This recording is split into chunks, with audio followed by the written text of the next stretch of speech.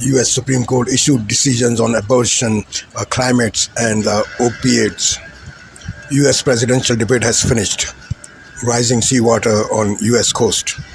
NTSB sanctioned Boeing company. Children in critical condition evacuated from Gaza. Israeli bombing killed 7 people yesterday. Bolivia failed coup. Famine in Sudan. European Union's leaders signed security agreement with Ukraine. Public school Bibles in class, Oklahoma. Healthcare fraud crackdown in USA. On Wall Street, Dow Jones increase, Nasdaq increase, and S&P 500 increase. WestJet strikes in Canada. Federal dental care program in Canada. Part of soccer field caved in. Iranian presidential elections. EU presidential elections. Now watch the channels. Good morning. These are the breaking news today. I am Amir. You are watching Amir 5858. Thank you. I am thankful to all international news resources and my team, following news which have been reported by American, European, Asian, Australian, Canadian, African channels.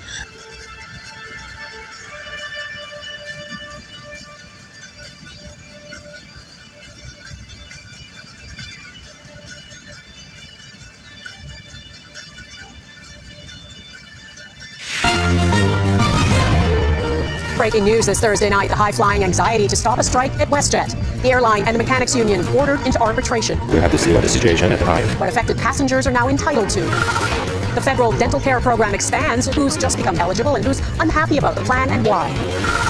Swallowed up. See this stunning moment. Part of a soccer field caves in. And celebrating a pioneer of pride. John was a visionary. The immeasurable legacy of John Banks.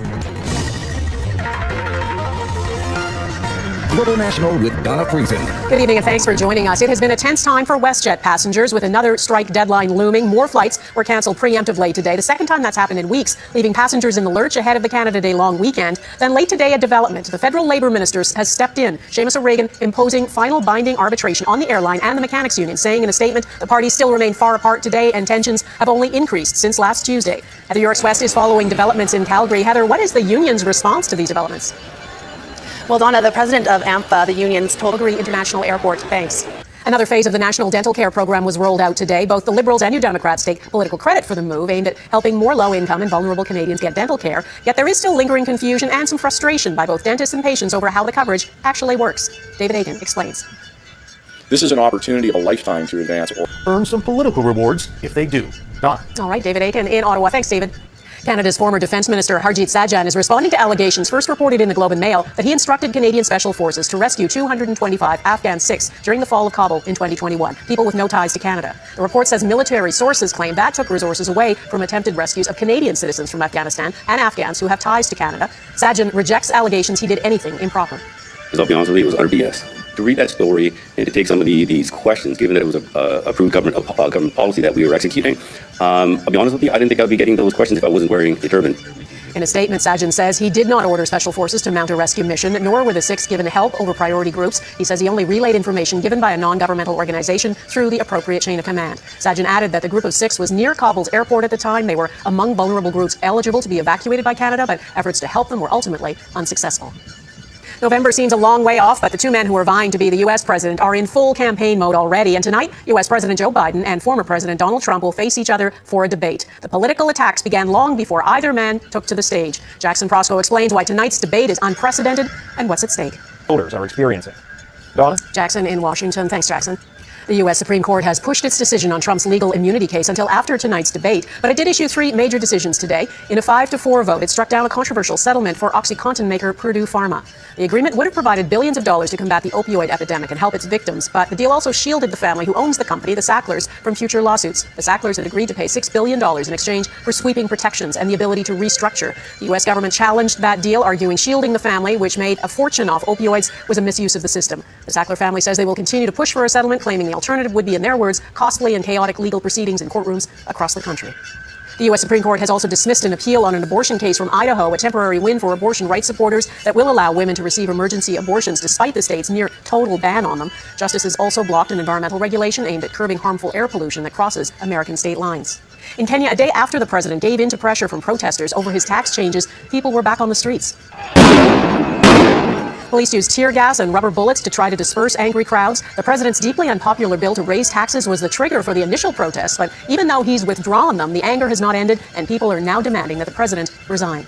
In Bolivia, at least 17 people have been arrested after what appeared to be a coup attempt yesterday. It all ended in a matter of hours, but why and how it happened is still being deciphered. Among those detained is a top military general who claims the whole thing was staged to boost the president's popularity.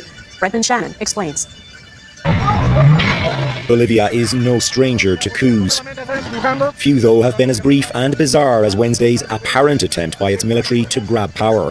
They failed, and just moments before General Juan José Zúñiga was arrested, he claimed the president had asked him to stage the coup. Entonces es necesario preparar algo para levantar mi popularidad. Zúñiga claimed President Luis Arce wanted something to boost his popularity.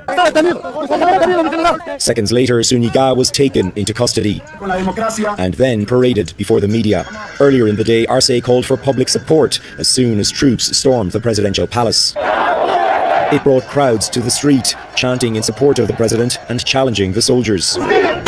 Footage has since emerged from the height of the commotion, supposed opponents Arce and Zúñiga meeting face to face.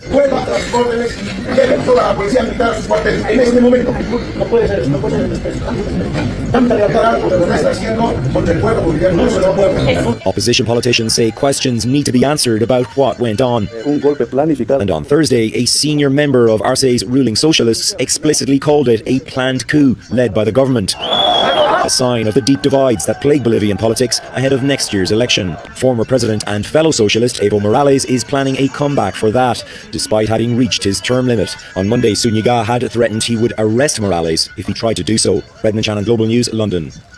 The war in Ukraine soars to dangerous new heights. Coming up, how both sides are using commercial drones to defend themselves. Palestinians are fleeing parts of Gaza City as the Israeli military unleashed another round of intense airstrikes. Airstrike, as you can see. Families ran for cover as Israeli strikes landed in an eastern neighborhood of Gaza City. The Israeli military wouldn't comment on the attacks, but it did order people in the neighborhood to leave. There are reports Israeli tanks were seen on the outskirts of the city. In the south, Israeli authorities say at least 19 sick children, along with their escorts, were part of the first medical evacuation out of Gaza since May. Those who cannot leave Gaza are more desperate than ever. Today, Palestinian health authorities say another child died of malnutrition. In Ukraine, the nation's Air Force says it shot down more than 20 drones and at least 5 missiles in multiple overnight attacks. Drones have never been used in conflict the way they are in Ukraine, and their use has evolved in ways that weren't even imagined just 2 years ago when the conflict began. Mike Armstrong explains how Kyiv has made drones a pivotal part of its war efforts and how it may change warfare for years to come.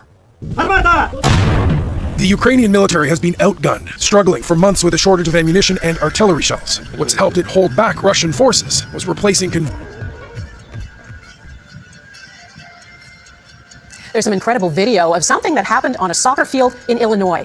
A sinkhole suddenly swallowed up the center of the field, stretching more than 30 meters across and 15 meters deep. The outcome could have been tragic had anyone been on the field at the time. This is when it happened.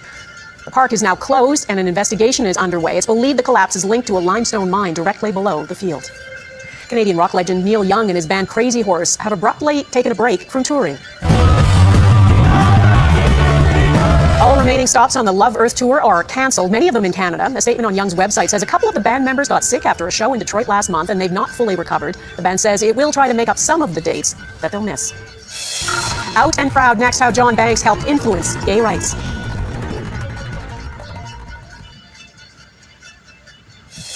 He was a skater boy, she said see you later boy. He wasn't good enough for her. Singer-songwriter Avril Lavigne is among 83 new appointments to the Order of Canada. Lavigne is recognized as a trailblazer for female punk rock artists. Other notable names honored include journalist Melissa Fung, who was kidnapped in Kabul while covering the war in Afghanistan in 2008, and Janine Fuller, who champions intellectual freedom and fights for LGBTQ2 rights. Another pioneer of gay rights in Canada passed away this week and is being honored today. John Banks organized the first Pride March in Montreal 45 years ago. He dedicated his life to LGBTQ2 activism and lived proudly as a gay man. Gloria Enriquez looks at his enduring legacy. There was a time when celebrating being gay in Montreal was out of the question. In fact, it was criminal. The mayor at the time was Jean Drapeau, and he wanted to clean the city. But for Pierre Pilote's friend, John Banks, hiding in the closet was also out of the question. Absolutely determined. Determined to stand up to discrimination against gay people, Banks did something considered so defiant at the time, a gathering to celebrate being gay. It's the first gay march in Montreal. It was 1979. A group of about 50 friends Banks called the Pink Brigade met in Montreal St. Louis Square. They walked to one of the local parks and simply celebrated who they were. Pilote says back then it took a lot of courage and guts, and Banks certainly had both. 45 years later, that small gathering has become the largest pride parade in the francophone world, and Montreal, many say, a better place for it. He was a pioneer. A pioneer and a fan of culture, Banks' determination also led him to another improbable job. While actress Marlene Dietrich was on tour in Montreal, he wanted her to sign his records. But when she refused to sign one of them, he said, "Well, Madame Dietrich, you did it, so sign it." And she said, "You, come in my lodge." He became Dietrich's personal assistant. Banks, Pilote says, was larger than life. We're gonna miss him, that's for sure. Yeah, he was a great man. Banks died at 80 years old. Despite the sadness, he would want those mourning his loss to do one thing. Keep the queer parades going. And to keep being out and proud. Gloria Enriquez, Global News, Montreal. And that is Global National for this Thursday. I'm Donna Friesen. Tonight's Your Canada is the Terracotta Conservation Area in Caledon, Ontario. Thanks for watching. Carolyn Jarvis will be at the anchor desk tomorrow, and I'll see you next week. Bye-bye. Welcome to Democracy Now!, democracynow.org, The War and Peace Report. I'm Amy Goodman. Kenyan President William Ruto has scrapped an unpopular tax bill following a mass nationwide uprising Tuesday when soldiers and police fired live rounds, rubber bullets, tear gas at thousands of protesters who stormed Kenya's parliament in Nairobi. At least 23 people were killed, dozens more injured. On Wednesday, President Ruto said he'd heard the message of the protesters and had reversed his support for the tax hikes. The country witnessed widespread expression of dissatisfaction with the bill as passed, regrettably resulting in the loss of life, destruction of property, and disagreement of constitutional institutions. Life very unfortunate, and sent condolences to the families of those killed. Earlier today, police and security forces fired tear gas and rubber-coated bullets at protesters in Nairobi after organizers called for fresh demonstrations to continue to demand Ruto's resignation. This is Lorna Diaz, a member of Kenya's Human Rights Commission. She spoke after President Ruto called protesters treasonous. It's not protesters who are treasonous. It's Ruto's acts that are treasonous. There is nothing that justifies the use of live bullets on protesters. But this regime positions snipers to shoot and kill unarmed protesters. We'll have the latest on the youth uprising in Kenya after headlines. Bolivia's president says he survived an attempted military coup Wednesday when Bolivia's former army chief deployed soldiers and tanks to government buildings, including the presidential palace in La Paz. In a dramatic showdown captured on live television, President Luis Arce directly confronted the rogue military commander, the dismissed army chief, General Juan Jose Zuniga, demanding he stand down and withdraw his forces. After armored vehicles pulled back from the presidential palace, Arce addressed thousands of protesters who rallied against the attempted coup. It fills us with bravery, courage to keep resisting, to keep on resisting any coup attempt, because Bolivia deserves its democracy, which has been won in the streets and with blood brothers and sisters. The people involved in the coup wanted to surprise us and the Bolivian people. We've reacted, and also the people have mobilized against this coup attempt. Thank you to the Bolivian people. Hours after the failed coup, Bolivian authorities arrested General Zuniga, along with an alleged co-conspirator, Navy Chief Juan Arnez. As he was being arrested, Zuniga told reporters the apparent coup had been organized by Arce himself to boost his low approval ratings. President Arce, meanwhile, has sworn in new heads of the Army, Navy, and Air Force. We'll have more on the attempted coup in Bolivia later in the broadcast. Israeli warplanes and artillery fire have pummeled densely populated areas of Gaza City's Sabra and Shujaa neighborhoods in a surprise attack that forced tens of thousands of Palestinians to flee their homes while Israeli ground forces were seen advancing. Al Jazeera reports at least 8 people were killed when Gvir argued in favor of cutting rations to prisoners, calling the policy deterrence. Meanwhile, Israel's cabinet has advanced a bill that seeks to permanently ban the Al Jazeera media network from operating inside Israel. In Pakistan, doctors are warning of an epidemic of heat stroke as a searing summer heat wave continues to push temperatures as high as 120 degrees Fahrenheit. In Karachi, home to some 15 million people, hospitals have treated thousands of heat stroke victims this week, with one charity reporting 450 people have died in the past 4 days alone of the heat. Residents say the heat wave has been made far worse by rolling blackouts as an aging electric grid fails to keep up with demand. This is due to climate change that's happening all around the world. This is happening in Europe. They have faced intense heat, but they have taken steps to deal with it. But here it is sad that the government has not taken any effective measures. People are suffering from power outages by the power companies that continue through midnight every day. In the United States, the Supreme Court has rejected a lawsuit alleging the federal government overstepped its authority when it put pressure on social media companies to moderate misinformation around COVID-19 and the 2020 election. On Wednesday, justices ruled 6-3 that the plaintiffs, a pair of Republican attorneys general and several social media users, lacked standing to pursue the case, ruling there was no evidence the Biden administration's actions had caused them harm. Meanwhile, Bloomberg reports justices are poised to allow abortions in medical emergencies in Idaho. That's according to a draft copy of an opinion that was briefly posted on the Supreme Court's website, apparently by accident. If the 6-3 decision remains unchanged, it'll reinstate a lower court order that had ensured Idaho hospitals could perform emergency abortions to protect the health of pregnant people. This is known as the EMTALA case. The decision, however, does not resolve the core issues raised in the case. In a concurring opinion, Justice Ketanji Brown Jackson wrote, quote, "Today's decision is not a victory for pregnant patients in Idaho. It's delay. While this court dawdles and waits, pregnant people experiencing emergency medical conditions remain in a precarious position as their doctors are kept in the dark about what the law requires. The court had a chance to bring clarity and certainty to this tragic situation, and we have squandered it," she said. President Biden and former President Donald Trump are set to square off this evening in the first presidential debate of the 2024 election season. The event will be hosted by CNN. No other presidential candidates will be allowed to participate. The debate will feature no audience, and each candidate's microphone will be muted, except when it's their turn to speak. Tune into Democracy Now! Friday when we bring you highlights of the debate and analysis. The state of Texas has carried out an execution for the second time this year. On Wednesday evening, officials at the Texas State Penitentiary at Huntsville injected 41-year-old Ramiro Gonzalez with a lethal dose of the drug pentobarbital and pronounced him dead 24 minutes later. Ramiro Gonzalez had been on death row since his conviction for a 2001 rape and murder he committed when he was just 18 years old. The U.S. Surgeon General's declared gun violence a public health crisis. Dr. Vivek Murthy made the declaration in a video statement released Tuesday following years of pressure by gun control activists. Gun violence has now become the leading cause of death among children and teens, and that wasn't true a decade ago or 2 decades ago. And so I'm issuing this advisory because I want people to understand the urgency of addressing gun violence, the importance of seeing it not as a political issue, but as a public health issue. And if we see it in that way, if we apply a public health approach to gun violence, we can do what we did with cigarettes and with car accident-related deaths, which is ultimately to make people safer, to reduce the toll on their health, and ultimately improve people's well-being. The National Institutes of Health reports last year nearly 43,000 people died in the United States from gun-related injuries. A U.S. federal judge has sentenced former Honduran President Juan Orlando Hernandez to 45 years in prison on drug trafficking charges. Prosecutors successfully argued Hernandez ruled Honduras as a narco state as he accepted millions of dollars in bribes from cocaine traffickers in exchange for protection. Before his presidential term ended in 2022, Hernandez was a longtime U.S. ally who received unconditional backing during his 8-year rule, despite mounting reports of serious human rights violations and accusations of corruption and drug trafficking.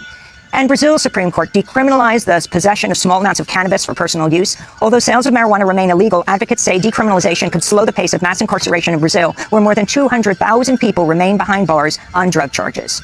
And those are some of the headlines. This is Democracy Now!, democracynow.org, The War and Peace Report. I'm Amy Goodman. And I'm Nermeen Sheikh. Welcome.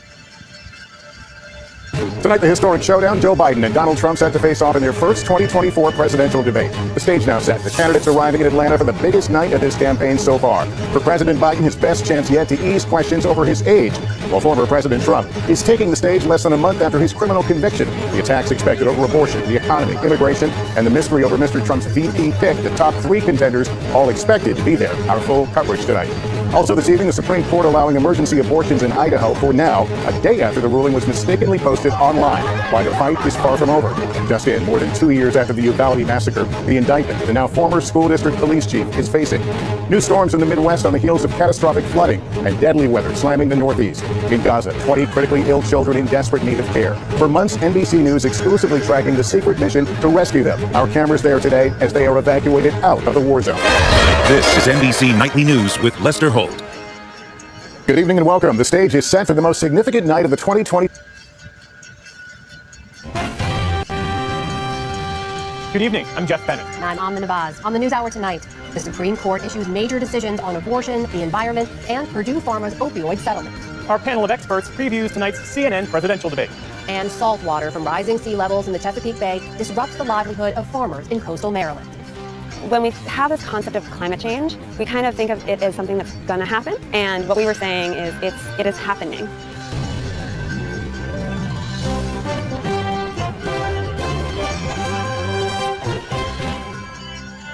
Major funding for the PBS NewsHour has been provided by PBS station from viewers like you. Thank you. Welcome to the NewsHour. The U.S. Supreme Court handed down rulings in a number of high-profile cases this morning. The justices ripped up a controversial bankruptcy deal, one that would have provided billions of dollars to states devastated by the opioid epidemic and shielded the family accused of pushing painkillers in search of profits. The justices also reinstated access to abortions for those facing medical emergencies in Idaho. Tonight, the historic rematch. Joe Biden and Donald Trump arrive in Atlanta, set to meet on the debate stage. The candidates trade blows ahead of the high-stakes showdown. You're fired, Joe. Get out of here, Joe. The threat that Trump poses is greater in his second term than his first. Tonight, our new reporting, context, and analysis. The CBS Evening News starts now. The debate that could mark a turning point in the race for president just 5 months from... Tonight, face-to-face, the historic first debate of the U.S. presidential election. Joe Biden and Donald Trump on the same stage. I really don't know what he said at the end of that sentence. I don't think he knows what he said either. Every single thing he said is a lie. Every single one. The biggest night of the campaign so far. A CTV News exclusive. Canadian lawyers and allegations of money laundering. Not many lawyers start off as crooks, but some become crooks. Also, make, model, mileage. How car thieves zero in on their targets. They're doing anything and everything they can in order to locate those vehicles. Plus, Indigenous identity theft. Prison time for a woman who claimed her children were Inuit. There's a consequence to trying to take our identity. And that sinking feeling. Oh my gosh, the whole lightpost and everything. The astonishing sinkhole that swallowed a soccer field. Something out of the movie. It looks like a bomb went off.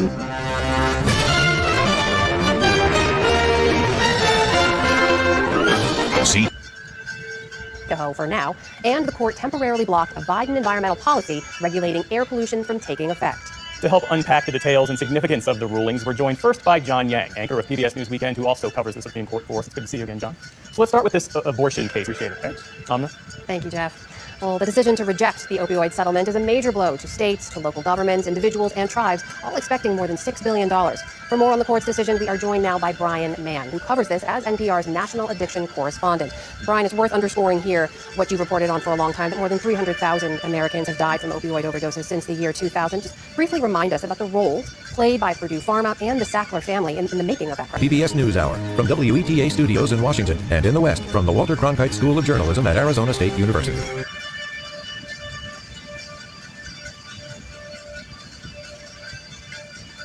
Changed. Still to come on the NewsHour, a new study. A cartel, or a corporate executive or medical professional employed by a healthcare company. If you profit from the unlawful distribution of controlled substances, you will be held accountable. As part of the crackdown, officials seized over $230 million in assets, including cash, luxury cars, and gold. And stocks inch higher on Wall Street today as investors wait for tomorrow's latest reading on inflation. The Dow Jones barely budged, adding just 36 points. The Nasdaq tacked on more than 50 points, and the S&P 500 ended virtually unchanged. Still to come on the NewsHour, a new study reveals infant mortality in Texas spiked after the state's restrictive...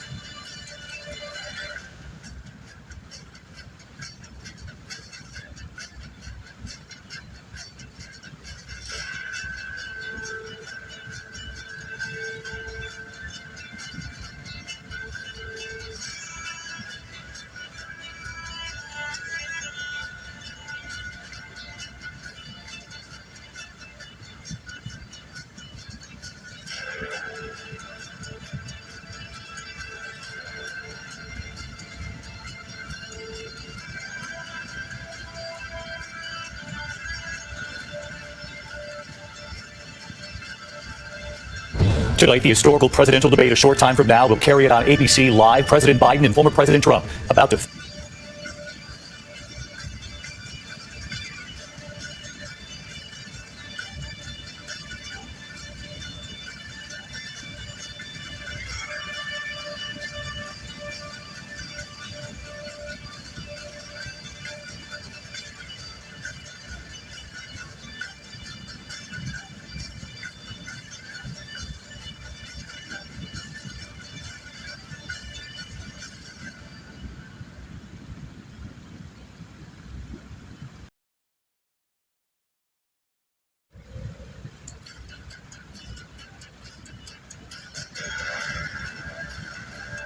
Tonight, the historical presidential debate a short time from now will carry it on ABC Live. President Biden and former President Trump about to face off in Atlanta. President Biden arriving late today and Donald Trump arriving just moments ago. A rematch 4 years later. Both ready to make their case before the American people tonight. The first debate between a sitting president and a former president. Strict rules in place tonight. No audience. The mics muted when it's not their turn to talk. Our team is all here tonight.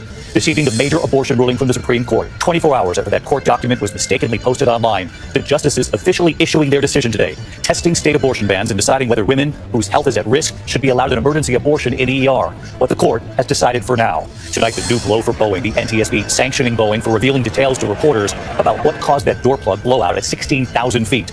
Tonight, Oklahoma, effective immediately, requiring all grades 5 through 12 to teach the Bible in the classroom. Tonight, the state calling the Bible a, quote, necessary historical document. Deadly storms in the Northeast, a man killed by a falling tree. We're also tracking a new round of severe weather from the plains all the way into the Northeast. Possible tornadoes, damaging winds, and hail. In New York City tonight, the apartment building on fire, a flaming e-bike catching fire, and what authorities are now warning. Tonight, Walgreens revealing plans to close hundreds of stores. Dramatic images showing the moment a huge sinkhole 100 feet wide opening on a soccer field in the middle of this country. The field disappears. The Dodger bat boy to the rescue, his quick reflexes saving their $700 million superstar. And the breaking headline tonight is apparently father and son now for the LA Lakers. And the presidential debate will carry it right here live on ABC a short time from now. What you need to know going into tonight. From ABC News World Headquarters in New York, this is World News Tonight. Campaign staff are not permitted during the debate. By accepting our invitation to debate, both candidates and their campaigns agreed to accept these rules. Now, please welcome the 46th President of the United States, Joe Biden.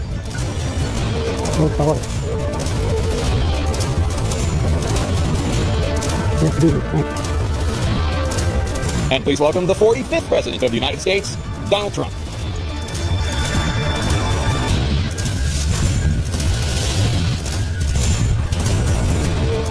Gentlemen, thanks so much for being here. Let's begin the debate, and let's start with the issue that voters consistently say is their top concern, the economy.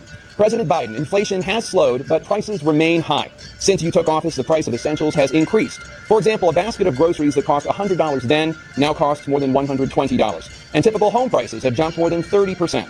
What do you say to voters who feel they are worse off under your presidency than they were under President Trump? We got to take a look at what I was left when I became president, what Mr. Trump left me. We had an economy that was in free fall. The pandemic was so badly handled. Many people were dying. All he said was, it's not that serious. Just inject a little bleach in your arm. You'll be all right. The economy collapsed. There were no jobs. Unemployment rate rose to 15%. It was terrible. And so what we had to do was try to put things back together again. And that's exactly what we began to do. We created 15,000 new jobs. We brought out in a position where we have 800,000 new manufacturing jobs. But there's more to be done. There's more to be done. Working class people are still in trouble. I come from Scranton, Pennsylvania. I come from a household where the kitchen table, if the things weren't able to be met during the month, was a problem. The price of eggs, the price of gas, the price of housing, the price of a whole range of things. That's why I'm working so hard to make sure I deal with those problems. And we're going to make sure that we reduce the price of housing. We're going to make sure we build 2 million new units. We're going to make sure we cap rents so corporate greed can't take over. The combination that I was left with in corporate greed is the reason why we're in this problem right now. In addition to that, we're in a situation where if you have to take a look at all that was done in his administration, he didn't do much at all. By the time he left, those things were in chaos. It was literally chaos. And so we put things back together. We created, I said, those jobs. We made sure we had a situation where we brought down the price of prescription drugs, which is a major issue for many people. It's $15 for an insulin shot as opposed to $400. No senior has to pay more than $200 for any drug, all the drugs they can include beginning next year. And the situation is we're going to make that available to everybody, to all Americans. So we're working to bring down the price around the kitchen table, and that's what we're going to get done. Thank you. President Trump? We have the greatest economy in the history of our country. We have never done so well. Everybody was amazed by it. Other countries were copying us. We got hit with COVID. And when we did, we spent the money necessary so we wouldn't end up in a Great Depression, the likes of which we had in 1929. By the time we finished, so we did a great job. We got a lot of credit for the economy, a lot of credit for the military, and no wars, and so many other things. Everything was rocking good. But the thing we never got the credit for, and we should have, is getting us out of that COVID mess. He created mandates. That was a disaster for our country. But other than that, we had given them back a country where the stock market actually was higher than pre-COVID, and nobody thought that was even possible. The only jobs he created are for illegal immigrants and bounce-back jobs, the bounce-back from the COVID. He has not done a good job. He's done a poor job, and inflation's killing our country. It is absolutely killing us. Thank you. President Biden? Well, look, the greatest economy in the world. He's the only one who thinks that, I think. I don't know anybody else who thinks that we have the greatest economy in the world. And, the fact of the matter is that we find ourselves in a situation where his economy, he rewarded the wealthy. He had the largest tax cut in American history, $2 trillion. He raised a deficit larger than any president has in any one term. He's the only president other than Herbert Hoover who's lost more jobs than he had when he began, since Herbert Hoover. The idea that he did something that was significant. And the military, when he was president, they were still killing people in Afghanistan. He didn't do anything about that. When he was president, we still found ourselves in a position where you had a notion that we were this safe country. The truth is, I'm the only president this century that doesn't have this decade, that had any troops dying anywhere in the world like he did. President Trump, I want to follow up if I can. You want to respond to him? Well, I'm going to ask you a follow-up. You can do whatever you want with the minute that we give you. I want to follow up. You want to impose a 10% tariff on all goods coming into the U.S. How will you ensure that that doesn't drive prices even higher? Not going to drive them higher. It's just going to cost countries that have been ripping us off for years, like China and many others, in all fairness to China. It's going to just force them to pay us a lot of money, reduce our deficit tremendously, and give us a lot of power for other things. But he made a statement. The only thing Thanks for staying with us. The 10th season of The Amazing Race Canada is just days away from airing, and this season, 2 of the contestants are right here from Simcoe County. I'm Julia. I'm Olivia. And we're from Clearview, Ontario. How neat is that? 33-year-old triathletes Olivia Curto and Julia Viola from Clearview will be battling it out with 10 other teams this season. The couple tied the knot 1 year ago after dating for 10 years. They say competing on the show was a dream come true and couldn't believe it when they finally got the call, especially because they've applied 4 times. Throughout our whole relationship, Olivia and I always watched the show. It's one of our favorite shows, and we always thought that we'd be perfect for this. We love thrill and adventure and competition, and we just knew that if we could get on the show, we could do really well, and it's always been a huge dream of ours. And we just want to compete with each other and be on the same team. Being a triathlete is all about switching activities, moving really quickly, staying motivated, staying out of your head, and to bring that into the race was nothing. To flip from one thing to the next, it's like the next day of activity for us. We had this. We had so much fun meeting these lovely ladies. Now, The Amazing Race Canada will air every Tuesday at 9 p.m. on CTV beginning on July 2nd. We'll all have to make sure to cheer them on.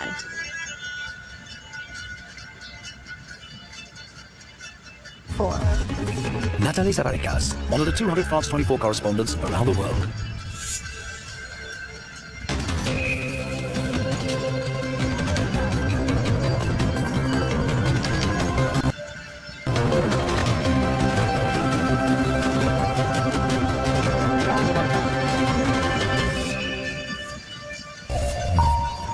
Welcome to Night Watch on France 24. These are our top headlines. Joe Biden and Donald Trump square off in their first of 2 live presidential debates. We'll be looking at some of the key takeaways. 2 ultra-conservative candidates drop out on the eve of Iran's presidential vote this Friday, getting behind a single hardliner to replace President Ibrahim Raisi, who died in a helicopter crash last month. Meanwhile, there's no change at the head of the European Union, as Ursula von der Leyen will stay on for another 5 years as the Commission President. We'll be looking at all the bloc's newly negotiated appointments.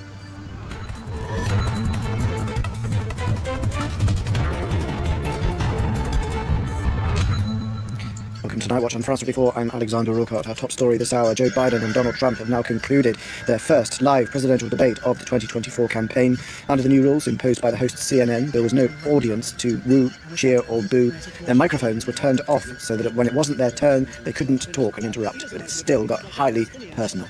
Well, for further analysis, we can cross immediately on the telephone to David Smith, who's from the Guardian newspaper's Washington bureau. David, thanks so much for being with us. First of all, what's your general feeling? Was either candidate a clear winner of the debate? Yeah, so I'm at the debate in Atlanta. Come from the spin room where surrogates for both candidates are sort of obviously saying that their man won. I think a lot of people will take the view, they may not have been a winner, but Joe Biden was probably the loser because he made a faltering start. He came on stage with what seemed like quite a frog in his throat. His voice was hoarse and raspy. It was hard to tell what he was saying, and his first couple of answers, he spoke very fast, but then he became rambling and his voice trailed off, and he made a gaffe about Medicaid that Donald Trump seized on. And certainly everything I was following on social media suggested Democrats were somewhat in despair about this.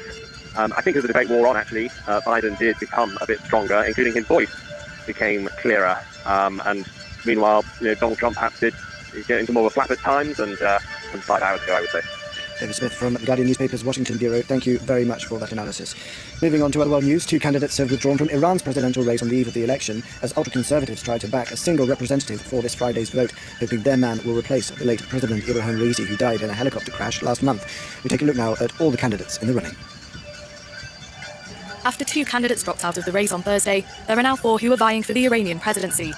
Among them is Masoud Pezeshkian, the only reformist candidate. An MP and former Minister of Health, the 69-year-old surgeon is renowned for his outspokenness. I promise to put an end to the unjust behaviour of the morality police towards our daughters, sisters and mothers on the streets. Up against him is Mohammed Bagher Khalibaf, a well-known conservative. The former mayor of Tehran has served as parliament speaker for the past 4 years and has already thrown his hat in the ring for the presidency 3 times. We will not hesitate to demand the rights of our people. God willing, we will remove this heavy burden, this dark shadow of economic sanctions hanging over our country. Also in the running is hardline diplomat and former nuclear negotiator Saeed Jalili. Known for his anti-West stance, Jalili has voiced his concerns about former US President Donald Trump. Trump hasn't taken office yet. But our political rivals are asking, if he wins, what are you going to do? They are scared. They want others to be scared too. We're the ones who are going to fight him. The only cleric in the running is Mustafa Mohammadi, a former interior minister, aged 64. According to Human Rights Watch, he is among those responsible for the execution of hundreds of political prisoners in Iran in the late 1980s. Now, European leaders have finalised the handouts of the bloc's top jobs. Ursula von der Leyen set to stay in, spending 5 more years as the Commission President. Former Portuguese Prime Minister Antonio Costa gets picked as the European Council President. Heads of state and government were wrangling over the other positions during a Thursday night dinner. Not all are happy, particularly the Italian and Hungarian leaders, denouncing the whole thing as a stitch-up. The nominations are now official. Ursula von der Leyen, from the centre-right European People's Party, has been endorsed for a second term as the European Commission's president. Thursday also saw former Portuguese Prime Minister Antonio Costa of the Socialists and Democrats endorsed for the role of EU Council President, and Estonian Prime Minister Kaja Kallas of the centrist Renew Europe as the EU's Foreign Policy High Representative. It comes after 6 leaders, who also represent the EPP, S&D or Renew, agreed on a draft deal on the 3 names, a deal denounced by the Hungarian Prime Minister on Thursday in a post on social media. The EPP built a coalition of lies and deceit with the Socialists and the Liberals. We cannot and will not support this shameful agreement. This is not what the European people voted for. Accusing her fellow leaders of behaving like oligarchs, Italian Prime Minister Giorgia Meloni also criticised the deal. Some claim to decide for everyone, both for those on the opposite political side and for those of nations considered too small to be worthy to sit at the tables that count. Meloni leads the right-wing European Conservatives and Reformist bloc, which took Renew's place as the 3rd largest group in the European Parliament after elections earlier this month. According to EU diplomats, she abstained from the vote on von der Leyen, but voted against Costa and Kallas for their jobs. Some lighter news now in the football. We're down to the last 16 of Euro 2024, which has thrown up a surprise contest between 2 underperforming sides, France and Belgium, who'd started among the favourites to win this year, but failed to even top their own groups. Well, only one of them will be progressing after they face each other on Monday. Liam McGuinn has been watching the French side's preparations. France training behind me here at Paderborn Stadium. It's their first session since that disappointing draw against Poland on Tuesday. Indeed, it's their first session since finding out that neighbours Belgium will be their opponent in the last 16. Doesn't seem to be any injury worries for the French side. All 25 players trained today, although there was a smaller group of players, those who played a lot of minutes at the tournament so far, who took part in a much lighter session. Part of that group was centre-back pairing William Saliba and Dayo Upamecano. They talked at a press conference earlier on Thursday, and they were asked about the atmosphere in the group, if it had been soured at all by the lacklustre performances. They were quick to assure us that absolutely isn't the case. Spirits remain high within the group, and they say that they absolutely believe that they can still win Euro 2024. And to be fair, that did seem to be the case at training on Thursday. All players seem to be in good moods, lots of jokes, a very jovial atmosphere. So all eyes turn to Dusseldorf Monday against neighbours Belgium, the big clash. That's Liam McGuinn with the latest football news on the French side at Euro 2024, and that's where we end this edition. Stay tuned to France 24.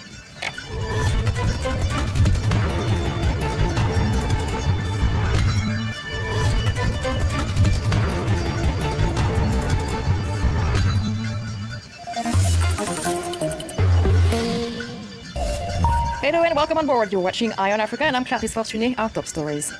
Police clash with protesters who continued to gather in Kenya. A day after President Ruto withdrew his unpopular tax bill, 2 people were killed. After Timbuktu's jihadist police chief Al-Hassan Abdulaziz is found guilty of war crimes, we'll have some reactions in Mali. And Mauritania goes to the polls this weekend with concerns about the official language among the issues.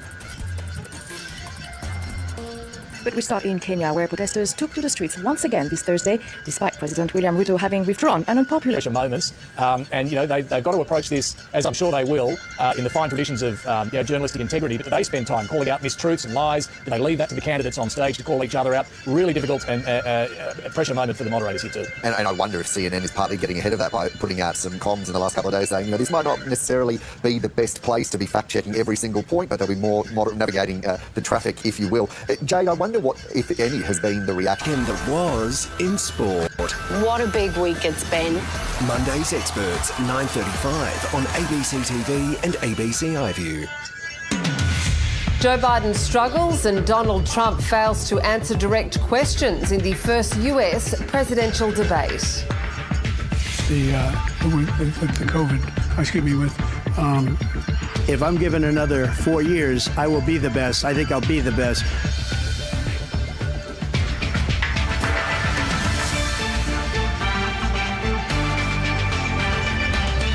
Also ahead, a man charged with murder after allegedly stabbing his female housemate in Sydney's Inner West.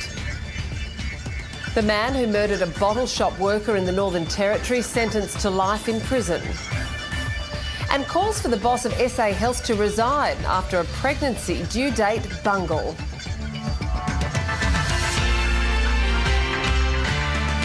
Hello and welcome to ABC News. I'm Catherine Robinson. President Joe Biden and his rival Donald Trump have sparred over immigration, abortion and foreign policy in today's presidential debate. North America correspondent Carrington Clark joins us now live from Washington. Carrington, 90 minutes there, a wide-ranging debate on substantive policy issues that I just mentioned, but perhaps it might be remembered best for some of the missteps. Yeah, I think that's right. Going into this high-stakes debate, both men had different things to prove and different challenges to meet. The issue for the president, Joe Biden, is that according to polls, many voters worry about his advanced age, he's 81, and his mental acuity.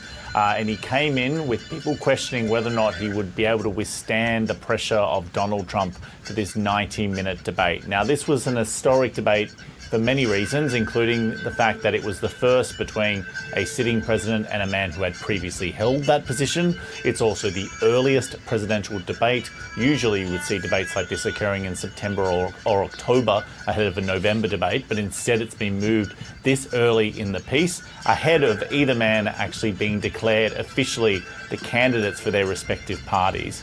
Right from the get-go, though, there were questions about who of these two men had a better record to run on, given that they both held the office. But there was a very early stumble for the president, Joe Biden, which will do nothing to dispel those concerns that he's not up to the job anymore.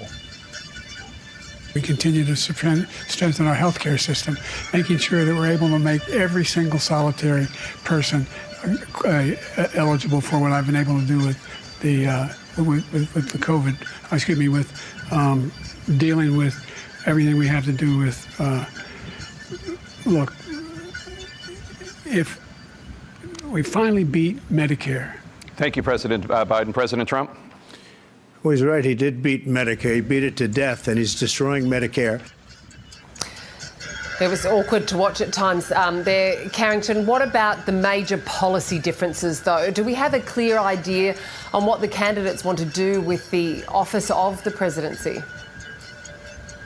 Yeah, it was difficult to watch at times. It is probably important to point out that there has been reporting that the Democratic side does say that the president is suffering from a cold, yes, which would partly explain that raspy voice. And also he has had a history of having a problem with a stutter, which they've often pointed to. But I think it's fair to say that his performance today was far worse than what we'd seen 4 years ago, which will just obviously raise those concerns about his advanced age. There were substantive disagreements when it came to policy. The economy is one of the major issues for voters, particularly the cost of living crisis, as the Republicans would put it.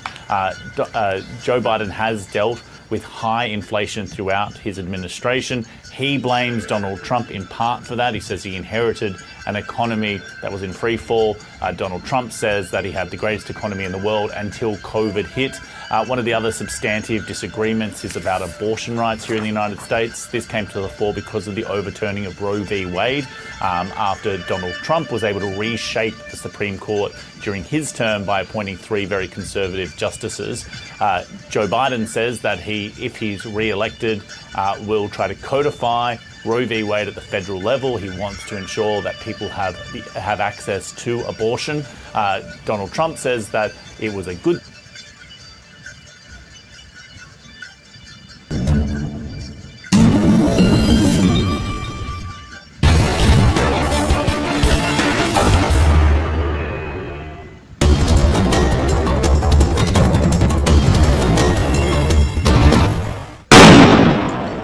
Kenyan police on Thursday clashed with protesters in Nairobi before planned protests against a contentious finance bill, despite the president's decision not to sign it after the plan sparked deadly chaos in the capital and saw protesters storming and burning part of the parliament building.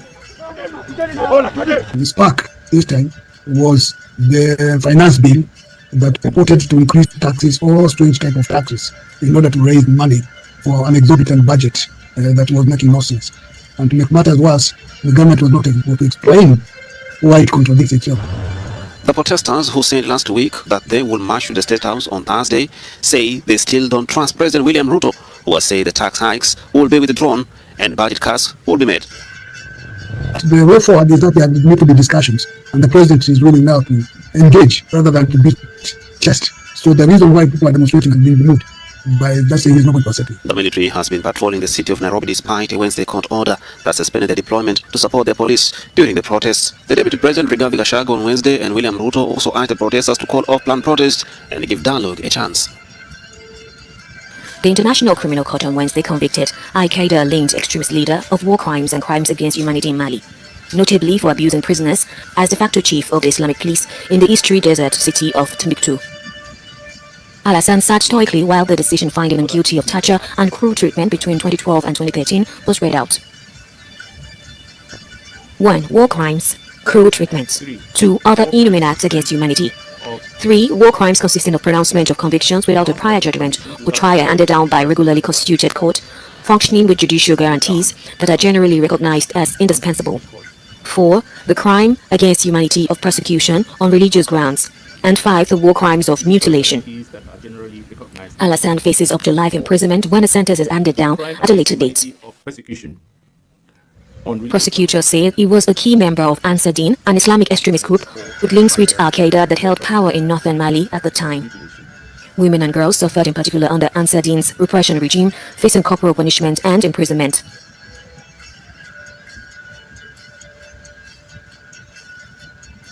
Under fire from critics, Cameroon has just organised its second African Senior Athletics Championship. Nearly 800 athletes from all over the continent took part in this 23rd edition of the competition, which is a ticket to the Paris Olympics, despite difficulties at the start. We know that the African Championships were relocated from the first stadium, and frankly it was very hard for us to compete there, because there were holes and the track wasn't completely straight. But we were all in the same condition, so you had to fight.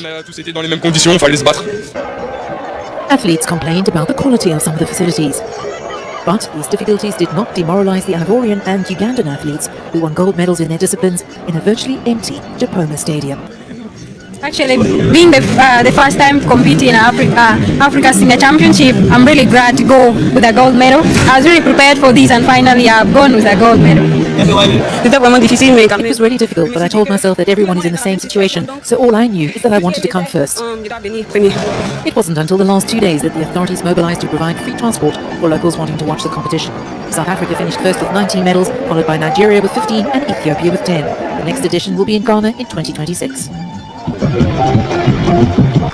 A wake-up call for those who don't exercise. New data shows that nearly 1/3 of adults worldwide, that's approximately 1.8 billion people, are not doing enough physical activity.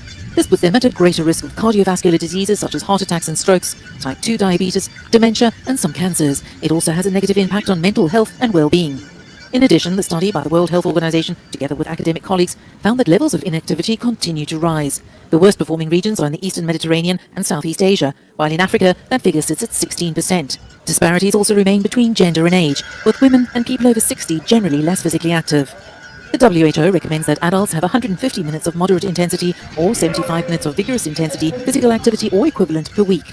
On a positive note, almost half of the world's countries have made some progress over the past decade.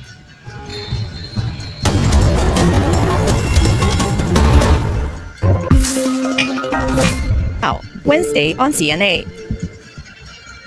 This is Asia Now. Good afternoon. It's 12 p.m. in Singapore and in Hong Kong. It's 9:30 in New Delhi and 11 o'clock in Jakarta. I'm Teresa Tang. At this hour, Chinese President Xi Jinping underscores the principles of mutual respect for sovereignty and territorial integrity in a keynote address focusing on the country's foreign policy.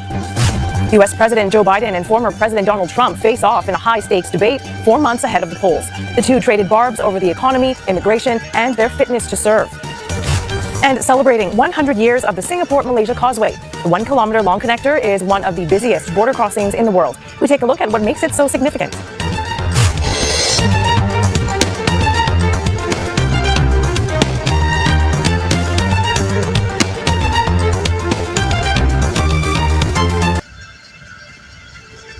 Thank you for watching and privilege of your time. This is Amir Shakil 5858. I am Amir. Good man. Have a good life.